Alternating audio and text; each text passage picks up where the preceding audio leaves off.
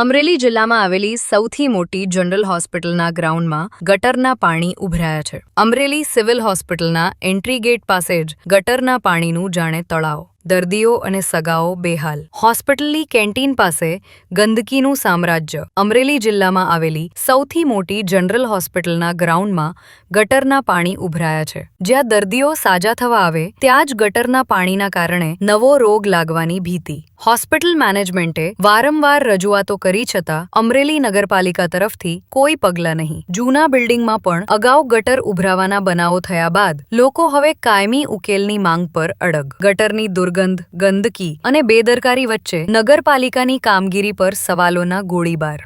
Main ગેટથી જે મુખ્ય road પરની બહારની લાઇન છે એ લાઇનમાં કોઈ જગ્યા પર બ્લોકેજ સર્જાયેલો છે, જેના કારણે આગળ પાણી ન લેતું હોય ને બેકફ્લો મારી અને હોસ્પિટલનું કેમ્પસ છે નીચાણવાળા ભાગમાં છે એટલે ત્યાંથી બહાર નીકળે છે.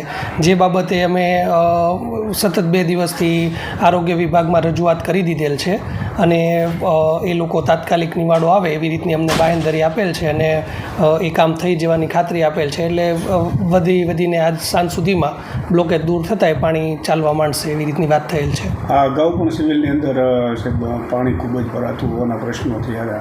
ફરી આજે પ્રશ્ન જૂનું બિલ્ડિંગ છે, થોડું નીચાણવાળા ભાગમાં છે અને રોડ પર લાઇન છે એમાં વારંવાર બ્લોકેજ આવતા હોવાથી આવો પ્રશ્ન રહે છે.